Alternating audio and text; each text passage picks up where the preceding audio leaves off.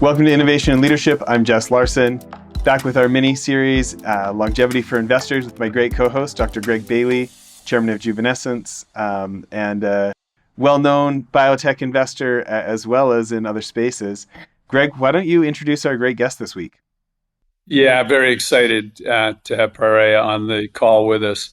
Unfortunately, I have to say that she's one of the few CEOs in biotech, female CEOs, which is a terrible situation, and hopefully we'll rectify. And there's been some interesting moves by the Biden administration to help facilitate that we're going to hear more about. Piraye, why don't you give us your background and how you got into being a CEO of a biotech company, and particularly in the context that this is investing in longevity in biotech, which checks multiple boxes with what you're doing. Great. Hi, guys. Thanks for the opportunity to share today a little bit more about what we're doing. So I'm Dr. Piraye Yurttas Beim. I did my PhD at Cornell's Medical School I don't want to do the math on that, but a long time ago, did my postdoctoral work in Cambridge, which is a long way of saying that I've been innovating in women's health for a little over 20 years. And originally, I started off in the ivory tower in academia, assuming that was where the best work could be done. My work was focused on women's gynecological cancers early on. And I had the benefit, as someone who started my PhD in 2001, of really being a genomics native into biotech, meaning that I've always had genomics as part of my academic training and my life as a scientist. And so I got very passionate about precision medicine, but through my PhD and postdoc, I realized that this incredible revolution of big data and genomics and eventually AI that was happening in oncology wasn't translating into women's health more broadly. And so I left academia in 2009 to found Celmatix as the first precision medicine company focused uniquely on women's health. And our goal was pretty simple, but in retrospect, pretty radical, which is that we wanted to understand what it really meant to be female biologically on a cellular and molecular level, because we know that women are disproportionately impacted by a number of conditions. And also we know that the way that we develop certain conditions like heart disease, Alzheimer's, et cetera, those mechanisms of what set those conditions into motion are a little different for women than for men. And so we really set out to say, but what are the molecules involved? What does this really mean biologically? And so I just felt with the funding rates in academia that are so low for women's health and for precision medicine in this space, that I could better progress that in the private sector as an entrepreneur. And so I left my postdoc and kind of took the leap as an entrepreneur, and I haven't looked back. So when you descended out of the ivory tower into the reality of the business world, what were your biggest shocks or surprises? Well, from a practical standpoint, it was a different language. So there are so many 3-letter acronyms in the business world. So, which I think itself has an acronym. I think those are TLAs, 3-letter acronyms. So just from the most simple things, like I didn't know what a P&L was. I didn't know what a profit and loss statement was. Somebody asked me for our P&L, and I emailed an advisor and said, I need a P, N as in Nancy, L. Where can I find that? And he said, I think you mean an ampersand. So I really was starting from -10 as far as my business knowledge went. So I thought it was going to be mostly science that I was going to be doing. And what I've learned is that the science is the fun part. The science is the part that keeps me going and I'm doing it for. But I've had to really climb a learning curve very quickly as a CEO and bring a lot of business knowledge on board, which, we'll get on the soapbox on that later. But these are things that easily could be incorporated into graduate education and is not, and maybe helps explain why we don't have more innovation in the private sector. Because it feels so inaccessible when a scientist feels like they can't speak the language of the business world. First products you brought to market, and then I'll turn it over to Jess. Or first products that you began to work on, or that you're most excited about. Yeah.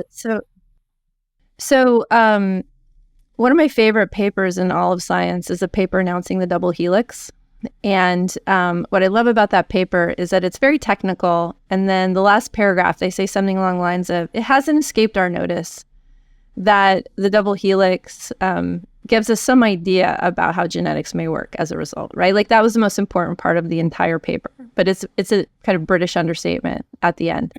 And we structured our original investor deck that way too, which is that we talked about we're going to build this data set, we're going to decode biomarkers and genetic drivers of female-specific disease, we're going to launch diagnostic tools and digital health tools. And the very last slide of the deck was, it hasn't escaped our notice that if we're able to do these things, we will be sitting on top of the next century of biological targets for therapeutic discovery in this field.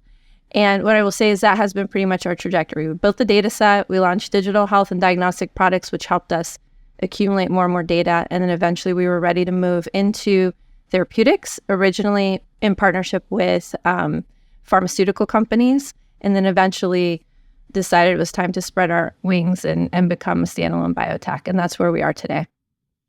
Yes. Well, I want to talk about what you just said about raising money. This is something that entrepreneurs never get enough information on. Fund managers never get enough information on. Nonprofit leaders always want to know about. When you think about the state of the world today, interest rates are higher, but appear to be coming down a little bit. Maybe the biotech winter is over. Like all these different things in the world post-COVID here, what advice do you have? Let's say all entrepreneurs, not even biotech. What's a principle that you feel like has helped you raise the money when, you might be more likely to be struck by lightning than get money from a VC? Well, so just as background, in 2021, which was a banner year for VC, that's the year when VC funding doubled. The average deal size for a women's health company was only $4 million. So less than 1% of capital goes to women's health, less than 2% of capital goes to female founders. So we were kind of like, we're kind of double hot sauce, female founder, women's health. So it's been really a fun ride raising money for this company for the last 15 plus years.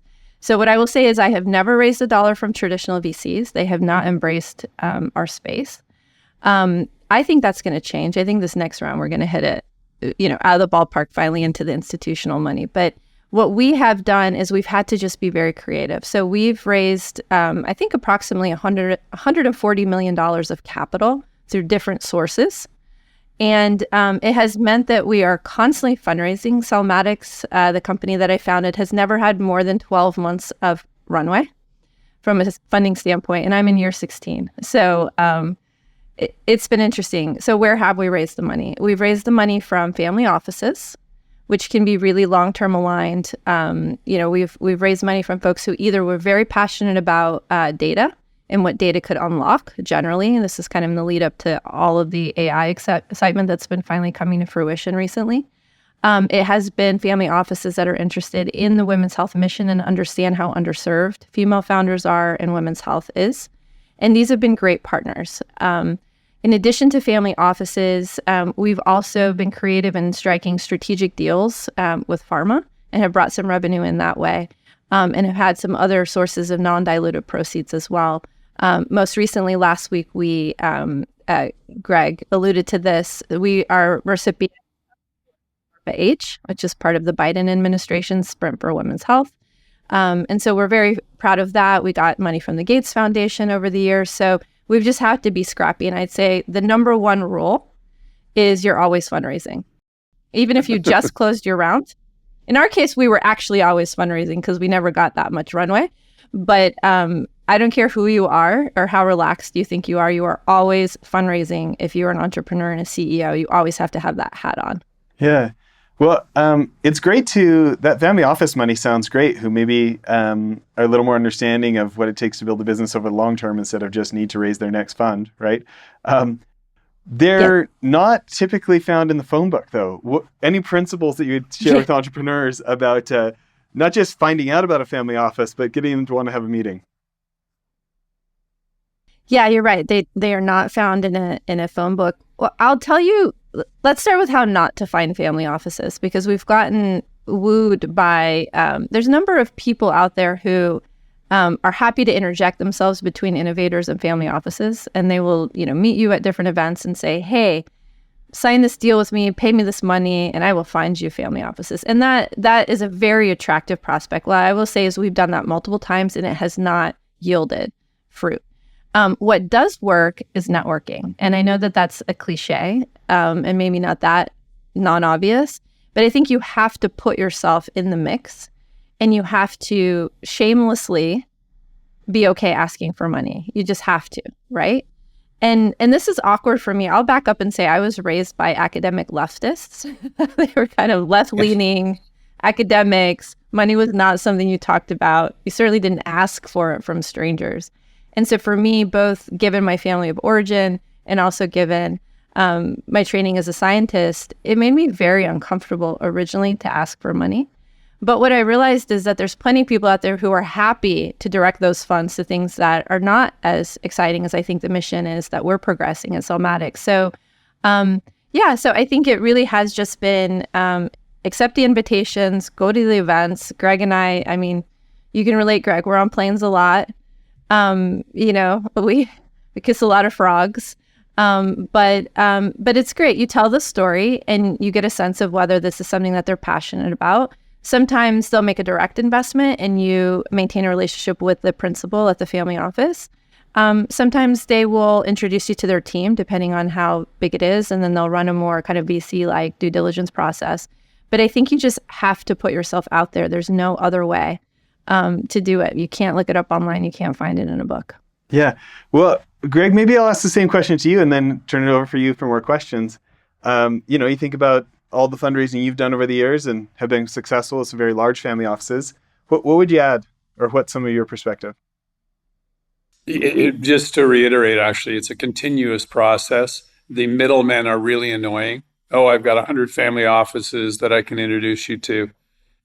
And the other thing that I found is you are told that a family office is interested, or you're coming to an event, but they're not coming to the event to hear you, and they're not coming to the event to invest in you. So I've gone to so many events where I've been introduced to family offices, but they didn't really want to hear what they weren't there because of me, as opposed to a dedicated meeting that, Piraye has mentioned, where they have set up to meet you. They're interested in what you're doing. World of difference, and so that would be the big thing that I would add as well. Well, yeah, and I'll just add one more thing, which is patience, because I think family offices are often, once they're in and you've built that trust, they're great long-term partners, but it takes time to build trust like any relationship, and they're not as transactional. I think they're a little bit more relationship-based. They have a lower risk tolerance from a relationship and a reputational standpoint, but a very high risk tolerance for doing incredible work from a scientific standpoint. So I think if you don't get them excited in that first meeting, that's okay. I think you don't want to come on too strong. You just want to share. If it's good timing, that's great. If not, you continue to cultivate that relationship. And I think over time, they also like to co-invest with other top family offices. So I think it's, they kind of travel in their own herds, a little bit like VCs like to syndicate, family offices like to as well. So it does require patience, and it's something that you build iteratively over time. Makes so much sense. Greg, what other questions do you have? So for the investors in the audience and how they think about investing in women's medicine, which I think, to your point, is about to see an extraordinary uptick. I think the world is getting it, that 51% of the population is of that sex, and that these are their issues. So it's a good group to go after. How would you recommend they begin to think about investing in women's health? Yeah, the way that I'd like to get people kind of warmed up to the space, if they aren't already bought in, is it feels, Greg, to your point, like the addressable market should sell itself, right?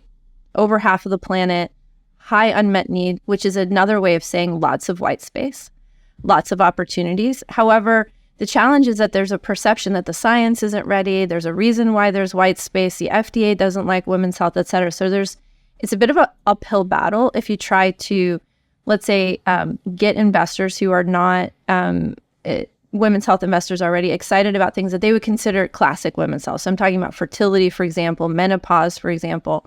What I like to do is to point out to investors that most investors are women's health investors already. They just don't realize it. So for example, Alzheimer's, 2/3 of all people impacted by Alzheimer's are female biologically. I think thyroid disease is over 90%. Osteoporosis, ditto. Heart disease is something that women are protected from while their ovaries are functioning premenopausally, but they're disproportionately impacted by postmenopausally. So the majority of people who are impacted by heart disease postmenopause are female. There's so many conditions, autoimmune disorders. There's a lot of investors who have invested in MS or lupus. They don't realize that 80% of people with autoimmune disorders are female. So I like to build a bridge by saying, if you've invested in any of these things, you already are a women's health investor. You just weren't thinking about it through that lens. And I feel like that's kind of the gateway drug to get them excited about like the real stuff, like, like the hardcore stuff, like endometriosis, polycystic ovary syndrome. These are conditions that collectively impact 30% of women on Earth and don't have a single approved drug and no therapeutic that is disease modifying. So if you didn't say it was women's health, if you said to an investor, imagine a disease that impacts 15% of all women on, what is that about? Like 7.5% of humans. It's complete white space, right? People are highly motivated to join trials, are highly motivated to pay. And if you don't treat this condition, not only do you have debilitating symptoms early in life, but then you have all of these accumulated risk factors for longevity and later in life.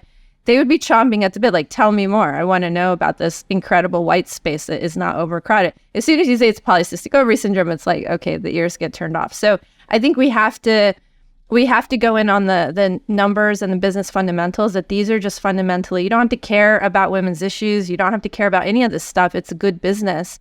And quite frankly, if you didn't have the stigma of it being women's health, there's no other disease condition that would be left so barren from an innovation standpoint and an opportunity standpoint. Thank you very much for that. So, as you're thinking about this, what areas should they focus on? Where do you think the next great opportunities are going to be within women's health? I think if we're thinking from a longevity lens, for me, and I'm going to be biased in this because this is exactly where I've invested my human capital and my time, and my team has done the same, which is in ovarian health. So it's how you and I met, Greg. You gave a talk many years ago about longevity, and what was so refreshing is that you used the word ovary on stage. You said, it's great. We have these plans to address all of these things, but one of the unmet needs here is that if we're going to be living and having a well span to 100 and maybe a lifespan, beyond that, the ovary is only going to function for this tiny little percentage of our lifespan, which impacts women and men. And so I went up and I introduced myself to Greg and I said, you said ovary on a stage. This is incredible. No one ever talks about this. This was early. Now it's menopause is having its moment, which is another way of saying the ovary is starting to have its moment. But this was almost 10 years ago, I think, that you made that point. And we were quietly working. I know, time flies. So we were quietly working on a therapeutic program to extend ovarian function to align with the modern lifespan. So about 100 years ago, we lived about half as long. And as it happens, ovarian function lasts until about 50 on average. And we used to die before that. So demographically speaking, menopause existed, but it was just rare. And in one generation, we got to a place where the majority of women were outliving the function of their organ, the ovary. And what's incredible is that ovarian failure seems to be the only form of organ failure that, rather than treating it as a disease, we considered it a natural phenomenon. And now, with the kind of third feminist wave, we're being asked to celebrate it as this like empowerment moment for women. But in reality, if you've been looking at the data I've been looking at, and many of us now are feeling this way, decline in ovarian function in midlife, and what is now midlife, is the single biggest accelerant of all of the unhealthy diseases of aging. So unhealthy aging is really driven and accelerated by the loss of ovarian function in midlife. And so my view is that the biggest point of leverage, if you really want to extend female lifespan and health span, is addressing the fact that this key and vital gonad, that is an endocrine organ, it is a metabolic organ, it is an immune organ. It does a lot of things other than just making babies. This organ stops working, and we don't have a way to extend its function And we don't have a way to really replace what is lost, because estrogen and progesterone and testosterone through HRT is the tip of the iceberg of what we need to modulate and replenish when this organ stops working. So I believe the biggest opportunities are in ovarian health, which is a category that we defined within the therapeutic space about 6 years ago to really try to shed light on this idea that the ovary should be healthy. It's not a nice to have, a healthy ovary. And I think no one would doubt that healthy testes and testicular function are key to male vitality. In fact, the word testes comes from vitality, truth. It's considered like the source of your truth and vitality as a man. Well, ovaries are our testes too. I mean, it's the equivalent organ. It's just the female version. So anyway, so I'm very passionate, as you know, about ovarian health and about investments to extend ovarian health. For the women who may be in our audience, this is so important that you become investors, because I think part of the problem for women's health has been that most funds are run by men, and you bring up testicular cancer, that they're all immediately listening. And, but if it's not your problem, it's less so.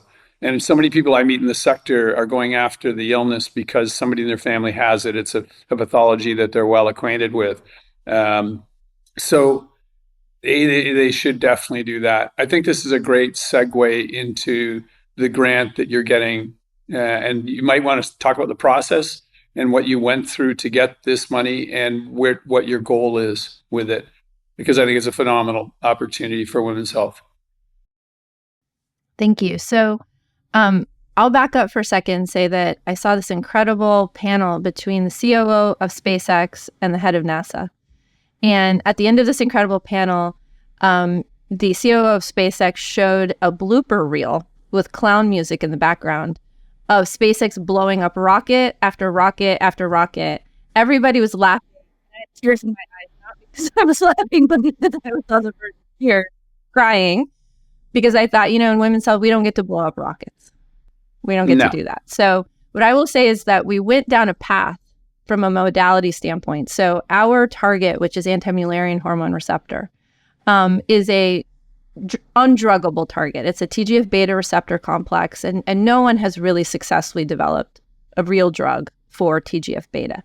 And so there's a lot of reasons why it's the ideal target to go after, but this is really a drug discovery issue. This is not like, there's not a lot of biology risk.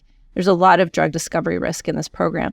So we invested about $20 million trying to tackle this. And I think no one's been in a position to take such a big swing. And we blew up our first rocket. So what we learned was how not to target this receptor complex. We fortunately now have a very high confidence level of how we can target it with an emerging novel modality. But we just hit up against roadblocks trying to raise money for our second attempt, which, again, is a celebrated part of SpaceX's story. We blew up all these rockets and then we finally got it right. And you don't get to do that in women's health. So what was incredible about the opportunity with ARPA-H is, and for people who don't know, ARPA-H is the Advanced Research Program Agency for Health. So a lot of people have heard of DARPA. We got the internet thanks to DARPA.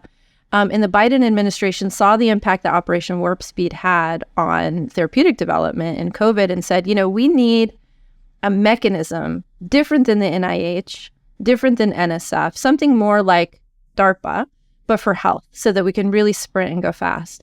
And so they started that about 2 years ago. And then Dr. Jill Biden, the First Lady, announced the Women's Health Initiative last November, about a year ago, saying that we need to do better for women, all the things that we're talking about, high unmet need, high impact if we can fix these problems. As part of that, they directed over $100 million of ARPA-H dollars to something called the Women's Health Sprint. And a really remarkable thing happened. They got 1,700 applications overnight from, I think, over 40 countries, the majority of states plus DC. They were inundated with science from around the world to try to move the needle for women's health. And I think if there's any question that the science just isn't there, I think the ARPA-H experience just makes it clear that, the science is there, the funding is not there. And so it was a highly competitive process, but it was highly efficient. So I've applied for, foundation grants for NIH, things like that. This was really a remarkable experience where they made it very streamlined. So it was a 3-page application. And then from there, you were invited to give a pitch, which made it feel a lot more like an investor process rather than kind of a lengthy NIH style process. And then you had 15 minutes to pitch to a panel of 10 people. And then they announced the awards. And from start to stop, I think it all happened in less than 6 months. So remarkable. And we're very proud that they gave us some money to build our second rocket. So we get a second shot at this from a modality standpoint. And I think this one will succeed. And what's great for us is that I think if we can de-risk that key step, which is to have a molecule that can successfully target this receptor, because we have a platform already from a pharmacology standpoint, it'll move fast from there. And I think we can bring the private sector dollars in to complement this. It's really meant to be catalytic. The other thing I will say about ARPA-H that is really important is distinctive from getting like a research grant. This is a contract. We are now government contractors at Celmatix. Is that they come on board as a strategic partner. So they will advocate when we get to regulators. They will advocate when we get to payers. And that's important because a lot of women's health that has beaten the odds has either died at regulators or has made it through FDA, but the company kind of languishes as they cannot get payer reimbursement. And so to have the United States government on board as our strategic partner to get this thing into the hands of American women is a game changer for a company like Celmatix. I'm stunned that the government ran that so efficiently and did that because, you look at defense contractors and the rubbish, that goes through. So well done them. Jess, do you have any questions about the rocket launch? Yeah, I do. I think one of my favorite quotes is from Winston Churchill talking about how like the key is to go from failure to failure without a loss of enthusiasm. And so I want to just talk about mental toughness and like your self-talk or like advice you have for other entrepreneurs based on your story of like, oh crap, that really didn't go the way I was hoping. And then like getting your game face back on, get back on the horse, is kind of like what that looked like for you, as I'm sure you've done multiple times in your life. And it sounds like this time maybe more dramatically. I think for me, as I reflect on what's allowed me to continue to iterate, I hadn't heard that quote, but I love that quote. I'm gonna find that. Is staying close to people who are affected by these conditions. So one thing, so I have an Instagram handle, Boss Ovary, if anybody wants to follow me there. I posted something last night that I thought about when I was sitting in my office, which is that just this week alone, I have had multiple conversations with women in my network who have been advised by their physicians to have one or multiple of their female-specific organs removed. And so I get the call. And I was reflecting that this is not an unusual week for me. I get the call all the time from women saying they want to take my uterus out. They want to take my breast. They want to take my ovaries, my fallopian tubes, my cervix. The list is long. And I reflected that while we know that men do get conditions like testicular cancer and certainly lose their male-specific organs, I just don't get weekly calls from men saying, what do I do? They want to take all of these body parts off of my body, out of my body. And there's nothing that's more motivating, Jess, than getting a call like that. And people are always super apologetic. I'm so sorry to bug you, but my wife just had her third miscarriage, or I can't get anyone to answer my questions about my endometriosis or my adenomyosis or my polycystic ovary syndrome. I'm having this heavy menstrual bleeding and nothing's working. And they feel like they're wasting my time. Like, oh, I'm sorry to bug you with this little thing. But what they don't understand is that like, I couldn't possibly persist in this uphill battle to try to innovate in women's health without those phone calls. That's one. The second thing is I have a daughter. She's 7 now. And I will tell you, when I'm driving her to school and she asks me a question like, Mommy, are your medicines going to be ready in time for me? Stops you in your tracks. Stops you in your tracks. And talk about motivation to get up every day and build that second rocket after the first one blew up. It's pretty powerful. I get that. My wife has some pretty severe medical issues, and my daughters have been passed on some of them. And Greg's been really great at making introductions, and he's got us reading all these books, and it's it's interesting to me how uninformed traditional medicine is, yet how many breakthroughs are happening. Like, between Greg and his friends, like, we keep getting answers that we haven't heard for 20 years. Like, in 20 plus years of these conditions with my wife, just in this last year hanging out with Greg, we like monthly find something out that no doctor she or I have ever talked to in 20 years knew about for her, and it's encouraging that people like you are pushing so hard because my family needs it. Thank you, Jess. So many families need it. And as far as the breakthroughs piece, I will say that what's interesting in the space is that when people ask me, what's the biggest opportunity, for innovation, it's, I talked about it, but the lowest hanging fruit is that, for example, if you take menopause, less than 10% of women even use the standard of care. And so to your point about it's hard to even get connected to information, less than 20% of OBGYN physicians who, in the US at least, kind of are like GPs for women, receive a single hour of training in menopause care. Less than 20%. It's crazy. So you're going to the doctor, and that's another common question I get from women who are navigating menopause in particular is, who do I go see?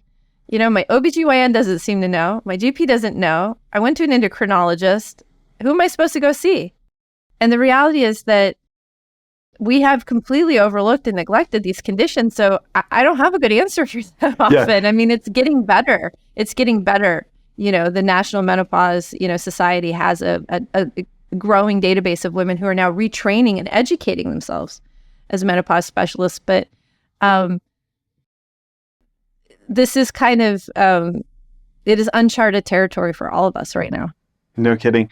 My inner entrepreneur is just thinking about the opportunity there. Like my business partner of 20 years is my brother, who's an AI engineer. And I'm thinking, hey, how fast can we spin up a website with all of the best data that's a Q&A AI to at least give people a start and be a recommendation engine? And anyway, Greg, I want to hand it back to you. I love that. That makes the question so much more difficult to interpret. So remarkable what you're doing. And, and I think that you are breaking so much ground in this area, and more power to you. If you are successful for your daughter and for women in general, what does the world look like if your drugs are successful? What would be the end game with your therapeutics? So right now, even though women outlive men statistically, there's this misconception, women outlive men. We do statistically by a couple of years, but we are sick for 25% longer of our lifespan than men. And so what that means is that women and men are not aging equitably. They aren't aging together. And a lot of men share this pain with me. They come to sessions that I, will moderate on the future of menopause, for example. And I always have men, Jess, who come and say, how do I support my partner? She's really struggling. Or how do I support my family member? And what we want is we want a future, first and foremost, where men and women age on that same timeline. So we want women to age like a fine wine as well, not just men. And so I think that's really important, is just to equalize the aging trajectory between men and women. And I think the biggest point of leverage to do that is to not have our gonads stop functioning in midlife. Because it's not just that they stop functioning, it's the rate of decline. Biology doesn't like big changes, as you guys know, right? Biology likes, slow and subtle changes, if any. And with testicular function, it peaks in your teens and then it goes down linearly throughout your lifespan. And is aligned with the modern lifespan. So testicular function ends somewhere in the late 90s, but most men don't live past that, so they don't experience that. And it also declines linearly and slowly, so their bodies adjust. Though we're also learning about the risk of decline in testicular function. We're starting to add back testosterone and these types of things for men as well. For women, it doesn't decline linearly. It declines linearly early in life, and then starting in about your 30s, it declines more than linearly, and you fall off a cliff. And that cliff is what leads to things like perimenopausal symptoms. So this is why 80% of women going through this have sleep disturbances. They have hot flashes. What underlies all of those, like, let's say pesky, what feel like lifestyle factors, is tons of disrupted physiology that's causing the brain to shrink. It's disrupting metabolism. It's disrupting the immune system and leading to chronic inflammation, which we know is one of the big no-nos for longevity. And so the dream really is to enable women to have that physiology decline slowly, linearly, like testicular function over the lifespan, so that women can be doing the triathlons and be doing all those things that you kind of, when you think of like a healthy older man, you have this picture in your head, is harder for women to track, which is really tough. And I think that it's not just about healthy aging, Greg. It's about a healthy society, because a lot of these women are also like just hitting their stride when their body starts to fall apart. And what a lot of women don't realize, because most women equate menopause with hot flashes, is even if they aren't having hot flashes, what they don't realize is their joint pain or their brain fog or their sleep issues, right? The change in sex drive, skin changes, hair changes, these can all be traced back to the fact that this vital organ isn't working anymore. So I have decided I'm not going into menopause. That's not happening to me. My daughter's not going into menopause. I refuse to accept menopause as an idea. It's a choice. Women can choose to go into menopause, right? That women can choose to have unmedicated birth. They can make all sorts of choices. They can choose to not take birth control.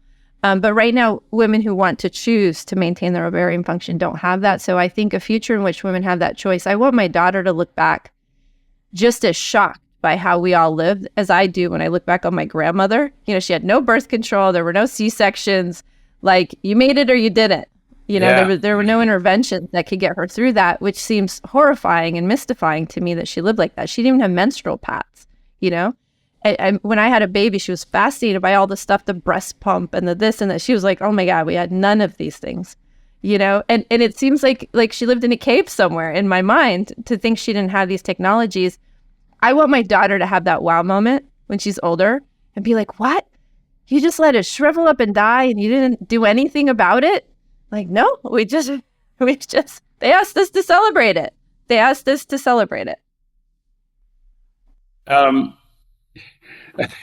was thinking about the VCs and investors in general, and the preponderance of males who govern where the money is allocated. Your first question when you meet them should be, do you have a daughter or a wife? If you do, you want to invest in me, because this is going to come back to haunt you at some point in time. And I know Jess always does this. So he asks, if people want to invest in women's health, if people want to invest in you, how should they get in touch with you? So thanks. So I could be reached at my last name, so Beim, B-E-I-M, at Celmatix, CELMATIX.com. We're actually going Go over that out one for more a time, fundraiser. slowly. So it's Beim, my last name, B as in boy, E-I-M as in Mary, at Celmatix, CELMATIX.com. We are actually kicking off a fundraise starting next week on the heels of both the good news, the good ARPA news, but also we also announced a breakthrough in our oral FSH. So more and more, we're relying on fertility treatments as people wait until later to have kids.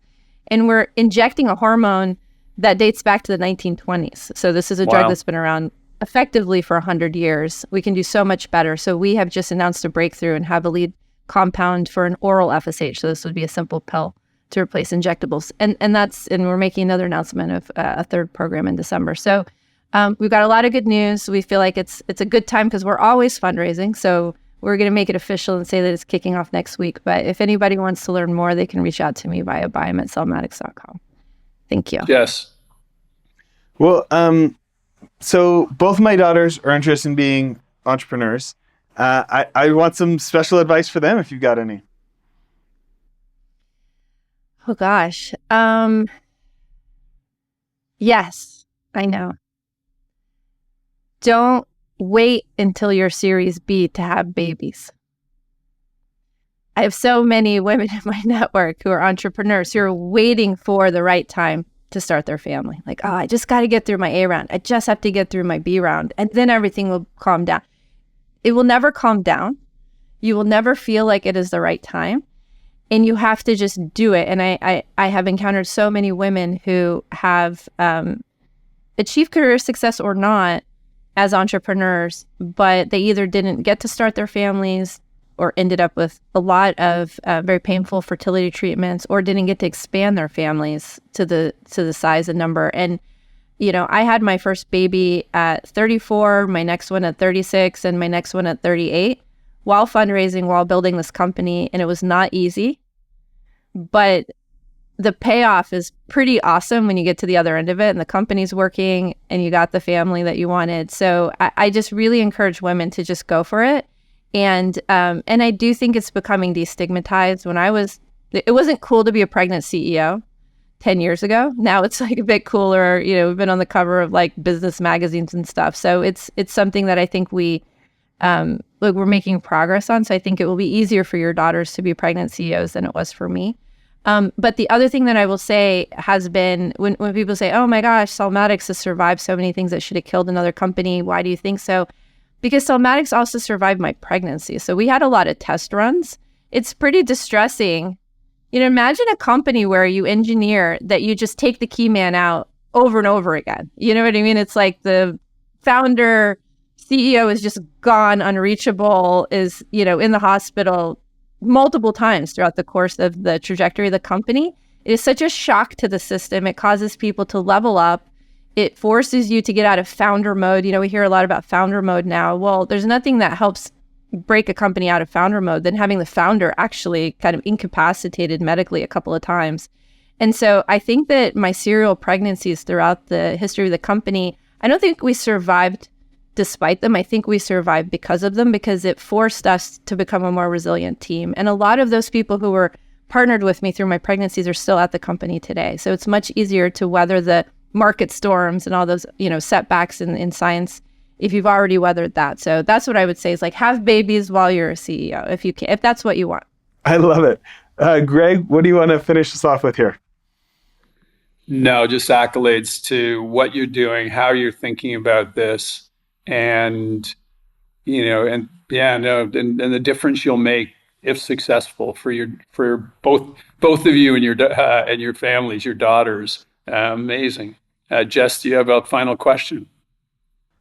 Maybe more of an endorsement. You know, I've just listened in the last number of months to over 100 episodes of the 10X podcast, where he only interviews LPs of venture funds who fund like, you know, fund 1, 2, or 3, like emerging managers, right? And a number of them are in biotech. And so I get to hear this like investor perspective from the level above the VCs. And it's interesting, folks who are supporting women founders that are having outsized returns because the women who are breaking through to get the funding are like the cream of the cream, you know? Yeah, so extraordinary. And then, as you've just said, like this like societal awakening of women's health as a movement, as a part of the psyche, and like this glaring gap is there. And so it does feel like, you know, an awesome investment opportunity for folks who are so deep in the opportunity, who are not just getting on the bandwagon because it got popular in the last 18 months, right? But you talk about the decades of your life here. So you should probably hire me to come sell for you, and I'll come be like one of your fundraisers. Yeah. But from a purely like statistical standpoint, I mean, these fund of funds, these, you know, one of them was like a 10th generation family office. It's actually the DuPont family, right? And they're just going through this like, hey, from like an objective number standpoint, your probability of higher return goes up. And it was fascinating to hear from such a dispassionate place to back up, you know, what you're doing. So I just wanted to put that out there. Awesome. Well Thank done. you for that. Well, thank you for making time to do this. Yeah, thank you guys as well. Thanks for the support. You bet. Okay, bye, everyone.